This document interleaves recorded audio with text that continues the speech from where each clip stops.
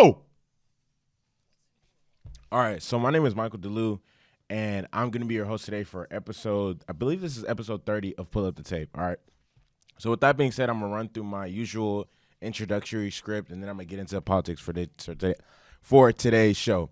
All right, so if you are listening to this podcast via any of the platforms that Anchor distributes my podcast on, such as Apple Podcasts, Spotify, SoundCloud, do me a favor and share this podcast with anybody you know that loves sports, okay? Mouth to mouth is the best form of not mouth to mouth. What is it called? Oh, word of mouth. There we go. Word of mouth is the best form of promotion and marketing. So sharing this podcast with anybody you know that for a fact is gonna likes basketball, football, soccer, MMA will help me tremendously in getting to where I'm trying to go in the future. And lastly, if you are watching this video on video, podcast, whatever you want to call it, on my YouTube channel, do me a favor and hit the like button. It only takes a couple seconds. I see that people are being responsive now to me asking to hit the like button, because the past several videos I've posted, I've gotten 5 likes, which I've actually asked for. So, like I said, baby steps before you can crawl. You got to crawl before you can walk. And again, not only liking the video, but leaving a comment on the video, as well as subscribing to my channel. That's undefeated. The subscribing to my channel is undefeated. I really do appreciate it, and that helps me in the long run getting to where I'm trying to go. Okay, I'm gonna stay consistent. You guys do your part, help me grow, and yeah, we gonna rock out. So I got a lot of stuff to politic about today. So, and the first one I want to start off with is the Eastern Conference Finals. So, for those of you guys who are watching the NBA and the Eastern Conference Finals and just everything that's happening in the NBA world, it was a really good. It was honestly a very good game, and I'm gonna give props where props is due. The Miami Heat's best player yesterday from start of the game to the conclusion of the game was their 20-year-old rookie Tyler Herro. He's a rookie, but he didn't play like one yesterday. All right, so Tyler Herro had 37 points. He shot 14 from 21 from the field. He shot 5 from 10 from 3, and he led them in scoring the entire way. And down the stretch of the game, he had what I felt like was the bucket that put the game out of reach for the Celtics, when he cut to the basket, cut right in front of Jaylen Brown's face, finished at the rim with a play. Just like that, after Jimmy Butler found him cutting towards the basket, because Jimmy Butler was backing down. Was it Kemba? Yeah, I believe he was backing down Kemba Walker. So props to him. Honestly, he played lights out. He played an incredible game. I'm gonna give some facts about this. So he is the first rookie to score. He's the first person to score that many points off the bench in the Eastern Conference Finals, and he's the first rookie since Magic Johnson to score that many points. Not since Magic Johnson. He's the first rookie since Magic. No, in 40 years to score that many points in a conference final. The last person who did it was Magic Johnson, and Magic Johnson scored 40. All right. So props to Tyler. And shout out to him. I like Tyler Herro. Okay. Why? Because he always has supreme confidence in himself, and then I'm seeing old videos of him emerging. Even a video where, with the game on the line in Kentucky in college, he hits a free throw. I guess not many people do. Obviously people do miss free throws in clutch situations, but after he hit the free throw, he looked at the dude from another team, was like, "I'm a bucket, bro. This is what I do." And all the things that I've heard about Tyler Herro's growth and development and what he's done since he arrived in Miami from day one, from his teammates. They talked about I think it was in training camp, where all the vets on the team forced him to guard Jimmy Butler, and he actually held his own. They forced him to guard Jimmy Butler in I think it was for the entire scrimmage when they went 5v5, and he actually held his own, gave Jimmy buckets, did his shit, so props to him. He's definitely growing as a player. This dude is going to be I'm not one of those people. Oh, he's gonna be a star. This budding superstar. Like, nah, he's playing good right now, and I mean, I do see him ascending and continuing to grow. Like, I'm not gonna be I'm not riding nobody's dick, calling anybody a future superstar or any of that stuff. Like, because I understand things do happen. Like everybody said, not just a lot of things happen. But with the way with his mindset and the way his confidence and how I can see that he's willing to continue working to better his game. Yeah, this dude's gonna have a bright future in the league for a very long time. That's a great way. That's a great way to put it. A bright future in the league for a very long time. To get to the rest of his teammates, Jimmy Butler had 24 points and 9 rebounds. Goran Dragic had 22 points and 5 rebounds. Bam Adebayo had 20 points and 12 rebounds. So, I'm not surprised that Miami bounced back like this. And I'm not surprised it was a close game as well. Like I said in game after I reacted to game 3, I was really hoping that the Celtics will win, so it would be a tie series. And then because I personally, for those of you guys who don't realize it, basketball is coming to an end. Okay, this is conference finals. Next round is the finals, and then we don't have basketball until it's looking like probably January, and that's honestly kind of a long time for no hoop. But I mean, there's football and soccer for those of you guys who are into that. But I really do love basketball. So I mean, I was just me personally trying to get as many games in as possible. 7-game series wouldn't seem like the end of the world to me. So, but who knows if that's going to actually end up happening? But props to Miami. They played great. They played with a lot of defensive intensity towards the down the stretch of the game, which is probably what resulted in their win, as well as Boston couldn't beat their zone. It just, again, which is not, I'm not going to say which is crazy, but I mean, Miami's a very good defensive team, so I don't know. I'm gonna get into Boston real quick. So Boston, Jason Tatum had probably one of the weirdest, I wouldn't say weirdest nights in his career, but at halftime he had 0 points, but then he finished the game with 28 points. He also poured in 9 rebounds. Kemba Walker had 20 points and 5 assists.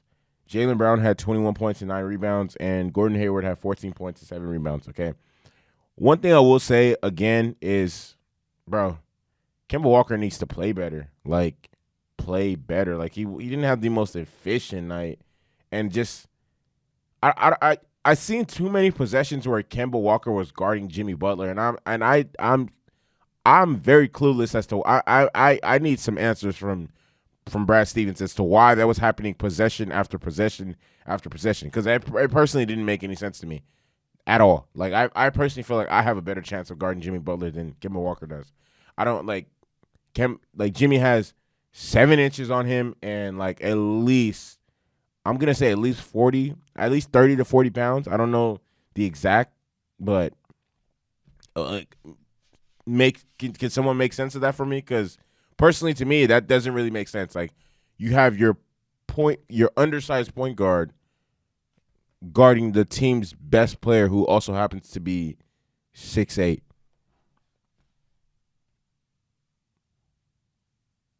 Niggas weird. Like, what? That doesn't make sense. Like, what? That's kind of stupid. Yeah, personally, if you ask me, I don't know. And here's part of the problem for Boston. Not part. Well, the main problem. So the zone is used to be able to. It's not a defense that's used to like apply pressure. That's it's not a press. They're not playing man to man. Nothing. The zone is like primarily used so your opposing team doesn't get contested 3-point looks. Okay. Why the fuck is Boston turning the ball over at such a high rate against the zone? Like, it's not even meant to like force turnovers. Like, it's literally meant to contest 3-point shots. Yet game 1, okay, I'm gonna go through. Game 1, Boston had 10 turnovers. Game 2, Boston had 19. Game 4, Boston had 20. You want to know the common denominator in all these games where they had all these turnovers? They lost. And like every game, this series has been a close game. So look, the reason why Boston is losing is because they can't fucking take care of the ball. 10 turnovers, 19, 20, and these are all games they lost. All games that they lost single digits. So what does that tell you? If they could take care of the ball better and not turn the ball over like idiots, they probably wouldn't have lost these games the way they did. But now they're in a situation where they're in. But I mean, it is what it is. Can't blame anybody but themselves. I mean, when you're, and I don't even like doing this, when some of your better players that you pay top dollar don't show up in critical moments of the game and turn the ball over and aren't executing at their full potential offensively. What happens with Boston, where you see them turning the ball over in crucial situations, or the ball, like just different shit like that, like that's that. And I'm honestly, I'm not trying to call anybody out, but Kemba has definitely underperformed in this series. Not the playoffs, but this series for sure. Like Kemba came up big against the Raptors in the last round. I mean, and who did they play in the first round? Who did the Boston Celtics play in the first round? Boston played, can't even remember. Was it the Nets? No, it wasn't the Nets. I can't even remember who Boston played. I know they swept. Who was it? Damn, I don't even remember, honestly. But Game 5 is going to be on. Game 5 is on Friday. We're gonna see how that works out. I honestly think the series is over. If Boston wins the next game, props to them. They probably won't win Game 6, and yeah. So I don't think Boston's gonna get closed out next game. So I do see the Miami Heat winning in 6. So that's it for me with that. And again, props to Tyler Herro. Props to Miami Heat for handling business for, like, you know, honestly, Miami Heat when the game goes like down the stretch, like most likely they're not gonna lose. Well, not next round because they're gonna play the Lakers. But yeah. So the next topic I want to get into is Tyrod Taylor. So the Tyrod Taylor situation is interesting to say the least. Like extremely interesting to say the least. And Tyrod Taylor's situation is it's funny. All right. Not funny, but I just say it's funny. It's just, you know, things people say when whatever. But 19 years ago, Tom Brady became the starting quarterback for the New England Patriots. And for those of you guys who don't know or don't, for basketball fans who are watching this, or soccer fans who are watching this, or, you know, people who aren't heavily invested in the NFL, and as well as not, I mean, and even if you are heavily invested in the NFL, if you weren't watching the NFL at this time in 2001, or like really know Tom Brady's story, Tom Brady became a starter because Tom Brady started for the Patriots because the original starter, what happened to him? Oh yeah, he got hurt. And actually, I didn't realize this until just recently because I heard Drew Bledsoe talking about it. He actually almost lost his life because of that injury. So the point I'm trying to make is you can definitely lose your job to injury. It doesn't matter who you are. This is Drew Bledsoe, who was actually getting paid like OD bread, okay, at the time. Like this, he was New England's franchise quarterback, okay? And this happened to him. And then he also lost his job. This same dude lost his job to Tony Romo. It wasn't because of injury, though. He lost his job because he played like ass cheeks, buns. So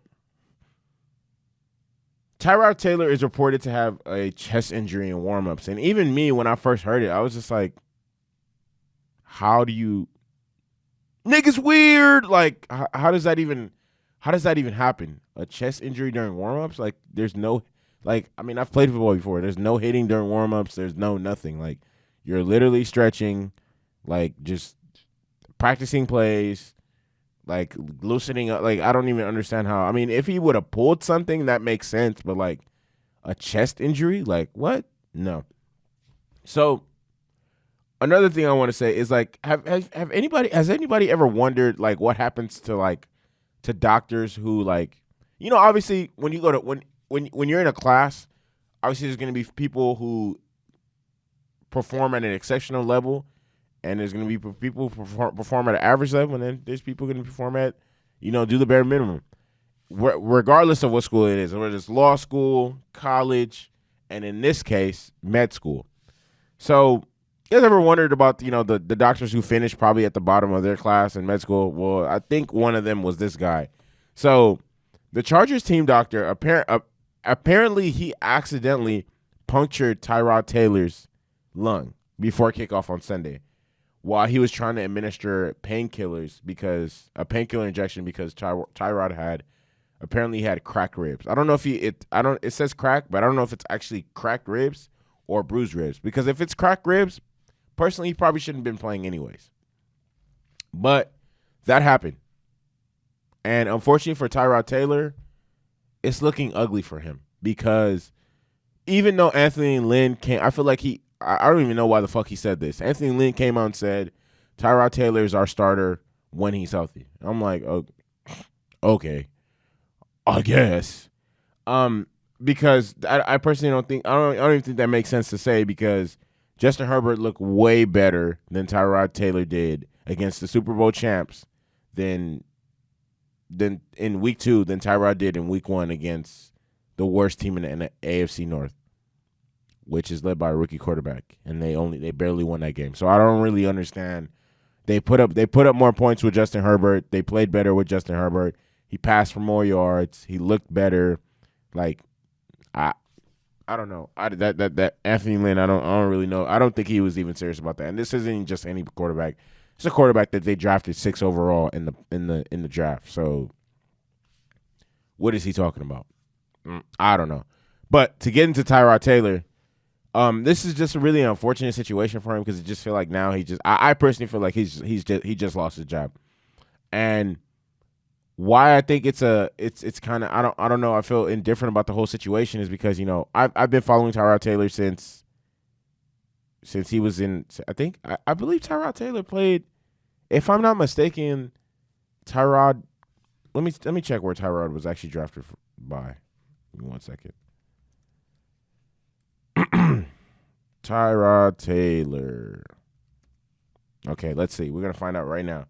Tyrod Taylor was drafted in so he was drafted in 2011. Let's see by who. Oh yeah, exactly. I knew it. Tyrod Taylor was drafted by Baltimore. He never actually played for Baltimore. Like he played like barely for Baltimore. Yeah. Okay, I knew I was right. Tyrod Taylor played for Baltimore. Well, he didn't play. Well, he backed up Joe Flacco in the earlier days in his career, and then he didn't get his actual first break until he got to Buffalo. And Buffalo, he was a decent, very good at times. Never really very good, but probably the best quarterback they've had since what they have now in Josh Allen, But even his last season in Buffalo, he took them to the playoffs where they played against my favorite team, the Jacksonville Jaguars, in the wild card, which we won 13-10. He ends up getting hurt in that game, and then isn't able to finish it. And then Nathan Interception Peterman comes in and just stinks up the whole joint. And he stinks up the joint. At one point, that same season, Nathan Peterman, I don't know why. I don't know who the can't even remember his name. I think his name is Sean something. Sean pulls Tyrod Taylor for Nathan Peterman. Nathan Peterman throws four interceptions in the first half against the Chargers. What a bum. But anyway, Tyrod was never really appreciated for how good of a quarterback he was in Buffalo. And again, like I said, he led his team to the playoffs the last year he was there. Then he goes to Cleveland, and he even there he played pretty good. He played good enough to be the starter, but obviously they had just drafted Baker Mayfield, and then eventually he's going to be the starting quarterback. Like you're not going to draft somebody number 1 overall to have them sitting on the bench. He was there for 1 year. Now then he goes over to the Chargers, and even then, I mean the Chargers. I mean obviously they're thinking about the future because Tyrod Taylor is up there in age. He's 31. I mean obviously he's closer to the twilight of his career than the dawn of his career. So they drafted a quarterback. I mean, and then and he played all right week 1, but I mean eventually he was going to lose his job. But I feel like this whole situation is just a little because it seemed like they just accelerated the process of him losing his job. And it's been reported and I've read on various sources that read from various sources that, and a tweet that I seen, it said, our medical staff and legal staff have been in touch with Tyrod and his agent since Sunday, collecting facts, and an investigation has been initiated. So definitely don't see this coming to an end. I do see Tyrod's going to get paid off this.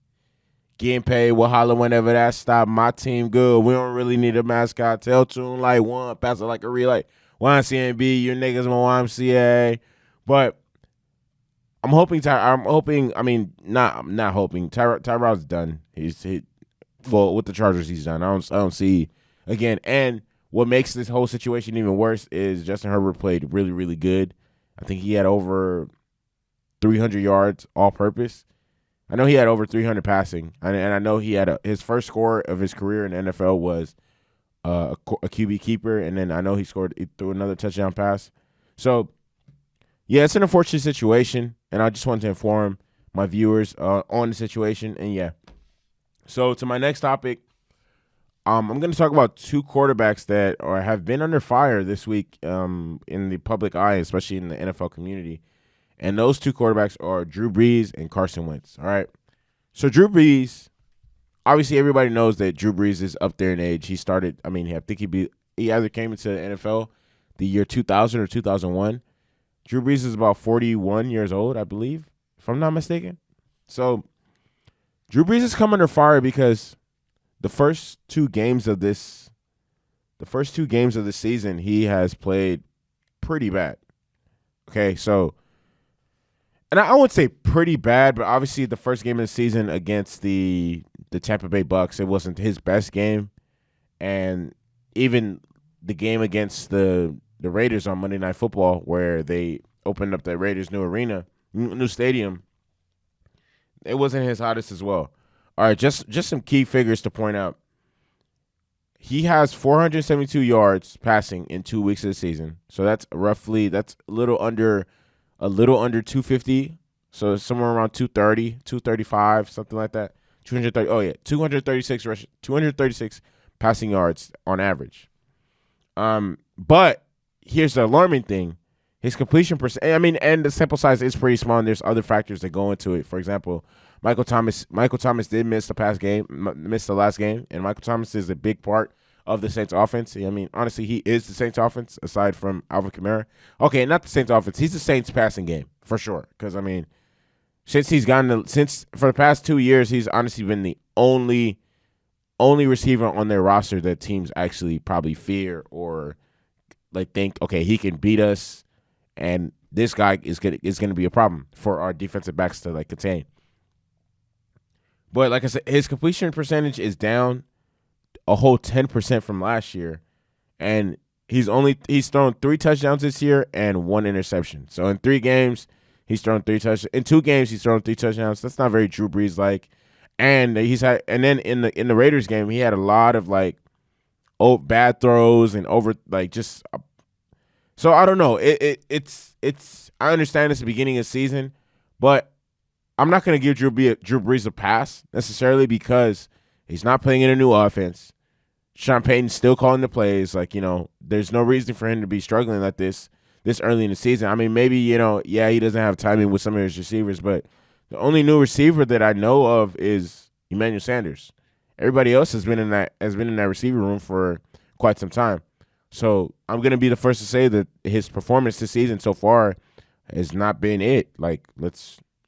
And part of it, sometimes some people are saying like, oh, his arm isn't strong enough to make some of these throws anymore. But some of the throws that I seen that he was just missing, it's not about his arm. And first of all, it's not about his arm strength because he can still push the ball down the field. It's just bad decision making and different things. Okay, so for example, some of the stuff he could get away with earlier in his career, he can't do anymore.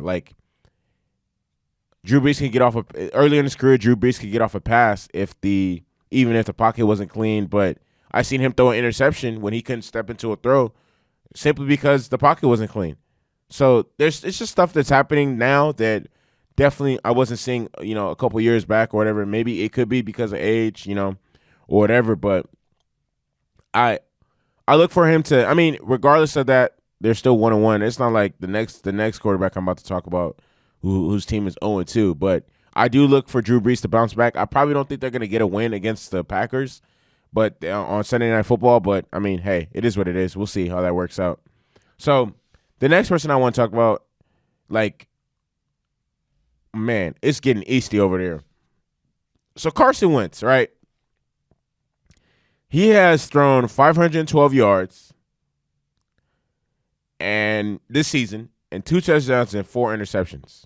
Okay, but here's the crazy part. So that's a average of 256 passing yards per game, which that's decent.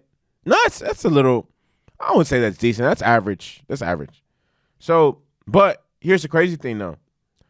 In week 1 of the season of week 1 against the Washington football team, the Redskins, the Eagles were at one point were up 17-0. All right? 17-0. That's a very, like, usually when you're up 17-0, you probably should win that game, but they didn't win the game. Why? Because Carson Wentz threw interceptions that let the Washington football team back into the game. So, as of right now, Carson Wentz, as of September 24th, 2020, Carson Wentz has the second worst QBR in the league at 28.1, and he's also the most sacked quarterback in the NFL with 8 sacks. But here's the thing, I know a lot of people, try to give quarterbacks a cop out when they're playing bad. Oh, their offensive line probably sucks. No, actually, Carson Wentz, according to Pro Football Focus, in two of the 2 weeks of the season, has the fifth best offensive line in the league. Fifth.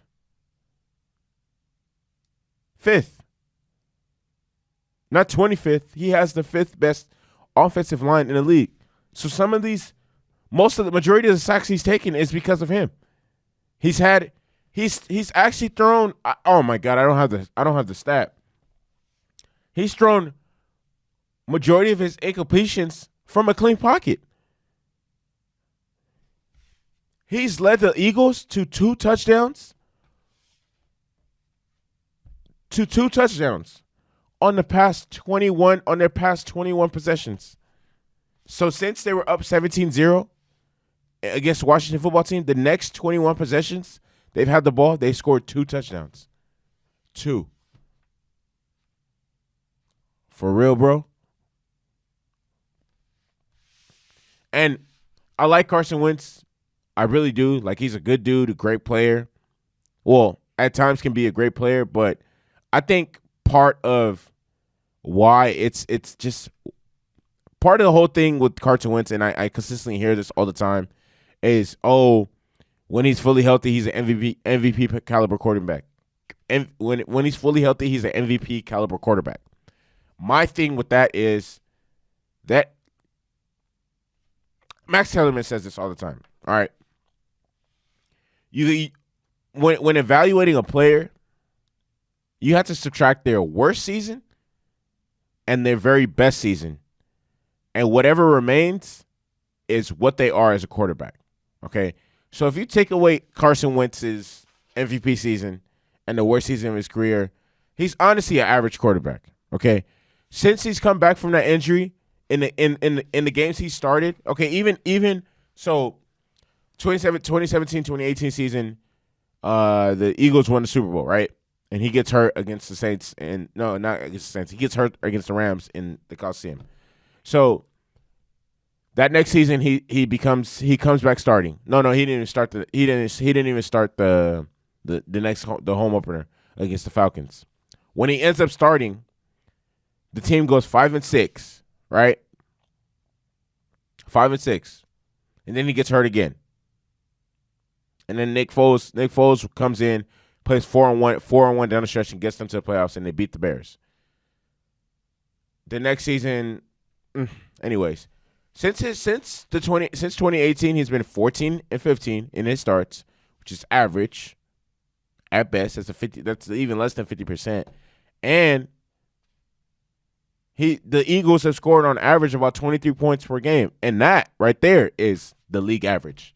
So, I mean, he's not really I mean, unless he plays to the MVP level again, that's not who he is, and people need to stop having this expectation for him. He's a good quarterback. He's not a great one. Well, at least he hasn't played like one since the MVP season. So these unrealistic expectations that he's gonna just continue to carry this team and just put up eye-popping stats, like that might be dead. All right, it might be dead. I don't know how much longer he could continue to play like trash, buns, ass cheeks, but he doesn't have much longer. Even though the Philadelphia Eagles are heavily invested into him financially, I don't see. I mean, and they did draft. What's his name? Jalen Hurts in the second round of the 2020 draft. But we'll see how this all shakes up. Me personally, I do want him to figure it out.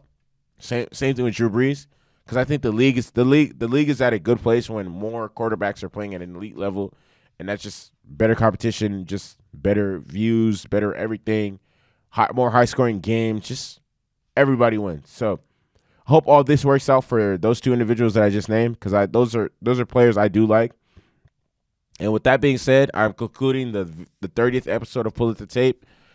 I want to thank everybody for listening, tapping in, tuning in, supporting me, helping me. This is only the beginning. I'm just going to keep rocking. It's episode 30. Can't wait to 50. Can't wait to 100. Can't wait to 200. Can't wait to 300. Can't wait to 400. Can't wait to 1,000. All right? I'm going to shake the room up as I keep growing and progressing. And, yeah, we're going to make a movie. We're going to go viral. If you're listening to this podcast via my YouTube channel, no, not my YouTube channel, via the platforms that Anchor distributes my podcast on, such as Spotify, SoundCloud, Apple Podcasts. Share this podcast with anybody you know that loves sports. And if you're watching this on my YouTube channel, hit a like, smash the like button. Let's get this video to 5 likes. You got to crawl before you can walk. Leave comments. Come on, y'all. Talk to me. I talk back. And subscribe to my channel. All right. With that being said, thank you. Bow, movie, shake the room, viral.